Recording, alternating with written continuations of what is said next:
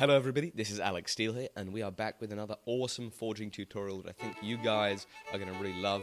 It is How to Forge Tapers, the complete guide. And I just want to let you guys know, at the end, if you go to the description, you can get yourself a free ebook by clicking through there and following the instructions, and that'll guide you through all of these techniques in super detail. And I think you're really going to love it.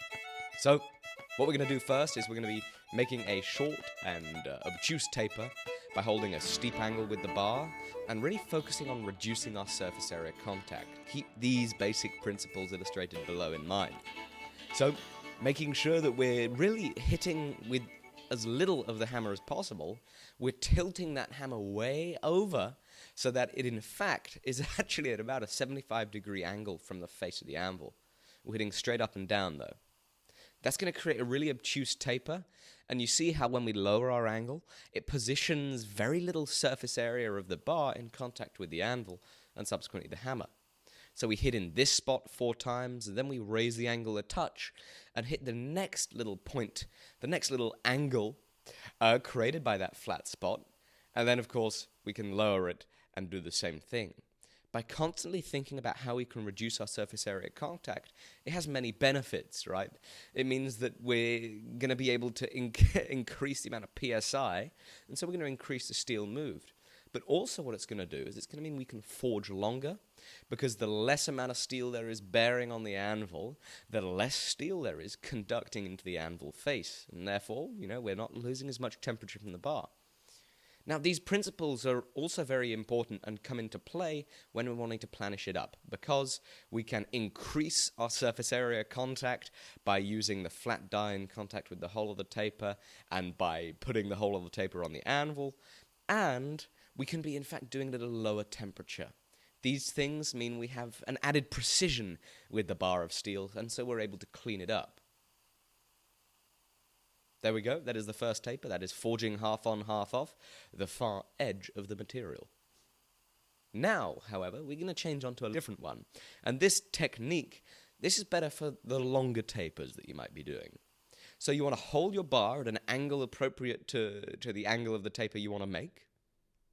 And then we're going to be striking with the round die of our hammer, half on, half off, the far edge of the anvil. And you'll notice that we're creating lumps on the underside of the steel when we hit it. It's an extremely aggressive way of forging, and what you'll notice happens is on the third blow, the lump we create on the first blow becomes available to the top surface of the steel, so to speak, and we're able to hit it down like this, and it means we can create a pretty clean taper. It's really a process of forging very efficiently, but almost cleaning it up as you go. So this is an extremely aggressive way of forging, and you can see it actually leaves a finish that's pretty clean. You'll notice we forge on all 4 sides. That's because that's the easiest way to maintain a clean forging and a nice and even and square and neat forging, because of course the anvil and the hammer are not going to do quite exactly the same to the steel, and so we've got to make sure that we even it up by going all the way around. You can see once we want to be cleaning it up a little more, I tend to position my hammer a little further on the anvil at each pass. That simply means that we are increasing our surface area contact between the surfaces of impact and therefore becoming more precise with our hammer blows. And of course, much like how I described earlier, here we're going to be using these lower temperatures and this increased surface area contact to be able to increase our precision and forge a nice relatively clean taper.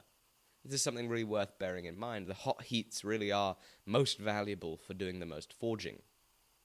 To then make a round taper, we first have to take it to an octagon, because the square just simply is too far from a round.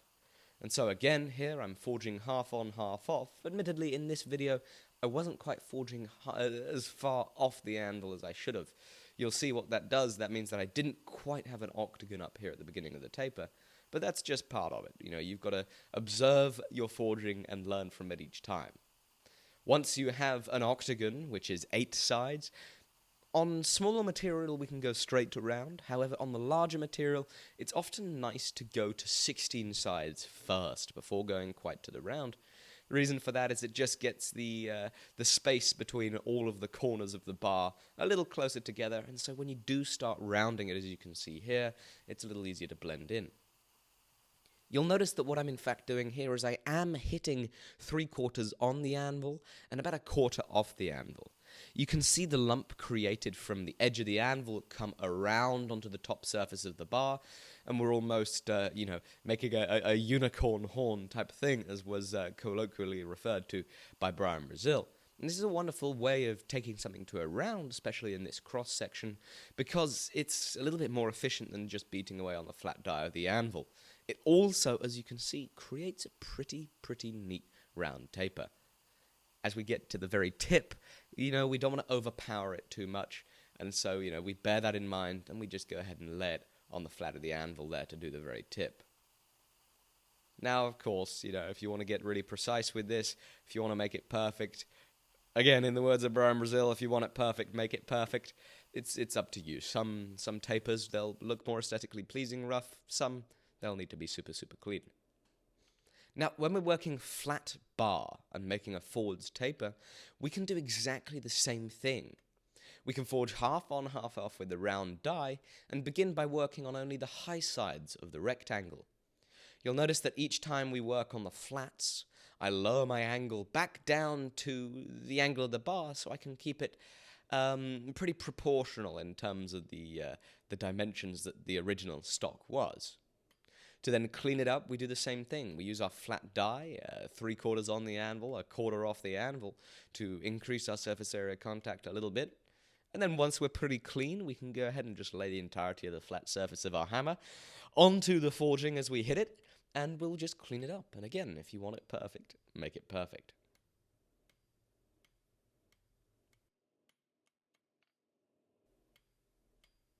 Now, another important structure in forged pieces would be the bar.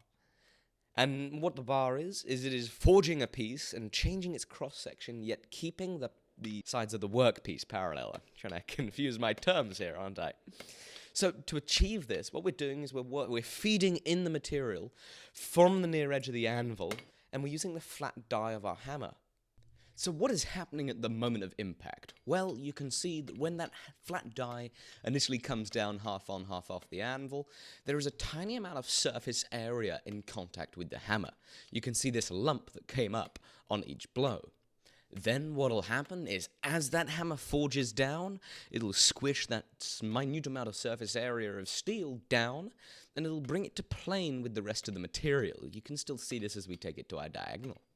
Now, when it comes in contact with the rest of the bar, what is happening is there's such a gross amount of surface area contact, there's such a large amount of resistance that hammer simply cannot penetrate further, and therefore you're able to reduce the cross-section while keeping the sides of the bar parallel.